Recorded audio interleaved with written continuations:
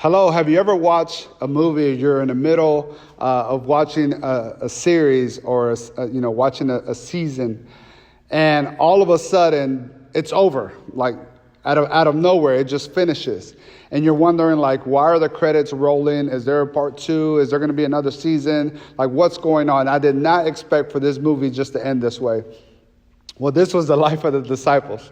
After 3.5 years of following Jesus, they did not expect for this just to end this way. Matter of fact, some of the disciples were begging him not to go to Jerusalem. Some of them predicted that something bad would happen, that he would possibly die, but Jesus was a man on a mission. Like he had a role to play. He himself said, "Nobody takes my life. I give it as a ransom to save many."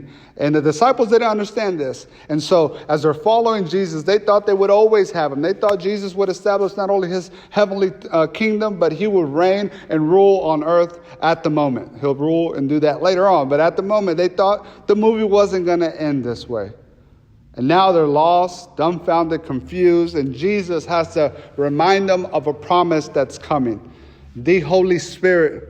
In John chapter 14, verses 25 to 27, it says, "These things I have spoken to you while I am still with you. But the Helper, the Holy Spirit, when the Father will send in my name, he will teach you all things and bring to your remembrance, all that I have said to you. Peace I leave with you, and my peace I give to you. Not as the world gives, do I give to you." Then he says, "Let not your hearts be troubled, neither let them be afraid." You see, Jesus is now offering us a peace through the power of the Holy Spirit. Not that the world can offer, but a peace that only he can give. And our hearts no longer have to be troubled. Like, you've seen this. Like I within this past week, I've gone to 2 different funerals. A family that is Christian, that are believers, and a family that are not Christian nor believers. And you see the difference. Like, they both suffered a death. They're both lost a loved one. They're both surprised in middle of anguish and uncertainty. But one reacts with grief and sorrow, and the other one is joyful and celebrating a life, knowing where that person is now at. There's a difference. And you understand that it's the Holy Spirit, the one that brings comfort, the one that brings peace, that surpasses all understanding. This is the only peace that comes from God. Jesus Christ offers us this peace. And I want to remind you that if it's one of the fruits, it's one of the things the Holy Spirit wants to do in us. Many times, uncertain times, situations, negative situations, trials, tribulations must come. The storm has to come many times so that the peace can manifest itself or work its way out from within us. Yeah, we're living in crazy times, but guess what? This story also isn't over. It'll get better, but maybe in the future it might get worse again. But we know how the end of this story is going to finish. That we're going to be more than victorious through Jesus Christ.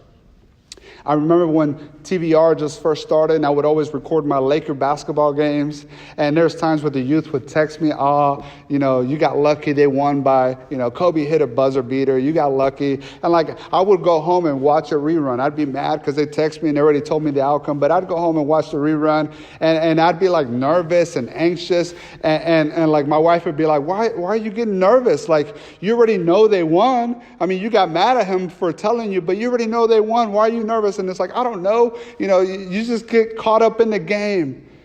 And many times, even though we know how this is all going to end, we still get nervous and anxious in the middle of the game.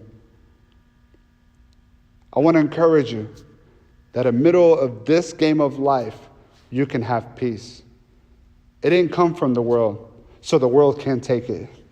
It didn't come from outside circumstances or situations. So all these things can't ruin that peace. The Holy Spirit wants to give us a peace that surpasses all understanding.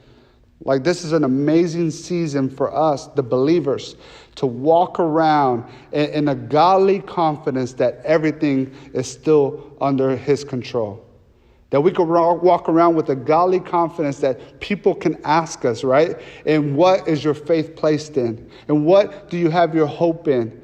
Because our peace is different from everybody else. And now we can present the gospel. And we can let people understand that even though we're not exempt from all, like this is the one moment.